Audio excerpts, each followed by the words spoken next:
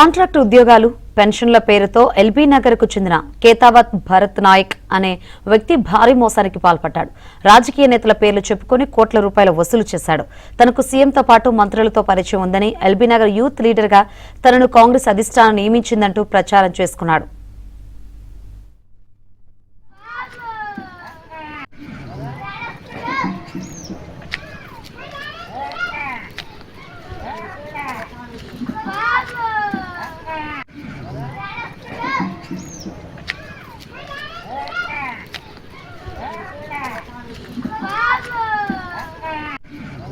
ఏమైంది ఎప్పుడు రాదు ఏది ఏమైంది ఒక్క విషయం ఆగు.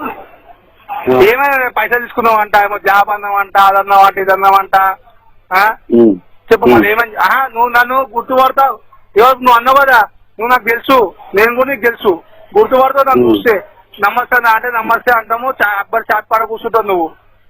నా ఫోటో వస్తా చూసుకో వాట్సాప్ లా. రేపు మార్నింగ్ వస్తా చింటూ బ్రో మాట్లాడదాం. మళ్ళా నువ్వు చింటూ బ్రో అని ఇంత ముందు ఎట్లా మాట్లాడు, ఇప్పుడు ఎట్లా మాట్లాడుతావు నువ్వు? లేదు నువ్వు అని నాకు తెలియదు కదా, నువ్వు అని తెలిస్తే నేను మాట్లాడతా కదా. నేను చింటనే మాట్లాడుతున్నా మళ్ళా, నేను చింటనే మాట్లాడుతున్నా మళ్ళీ ఇప్పుడు అంటున్నా. లేదు ఇప్పుడు కూడా నేను చూడలే, నిన్ను ఇప్పుడు చూస్తా వాట్సాప్ లో. ముందు నువ్వు మహేష్ ఇచ్చిండు కదా అది అంటే నేను మంచిగా నీతో మాట్లాడినా ఏం సంగతి అని. మహేష్ మనం దగ్గర పైసలు పడతా బ్రదర్ నువ్వు. బ్రో విషయం చెప్తా విను. చెప్పు. భరత్ నాయక్ వేరే నీకు తెలియదు. నేను చెప్తున్నా కదా, ఏదో విషయంలో నువ్వు నాకు ఫోన్ చేసినావు, ఇదే విషయంలో ఫోన్ చేసినావు. ఏంటంటే ఏ మహేష్, మన ఏరియా మహేష్ కాకుండా నా దోస్తు వాడు ఒక మహేష్ ఉంటాడు అనుకుని నేను చెప్పిన. ఇప్పుడు నువ్వు అర్థమైంది చెంచు రాజన్న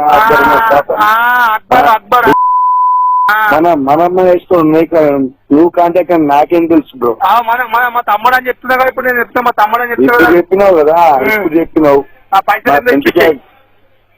రేపు వచ్చి కలుస్తా.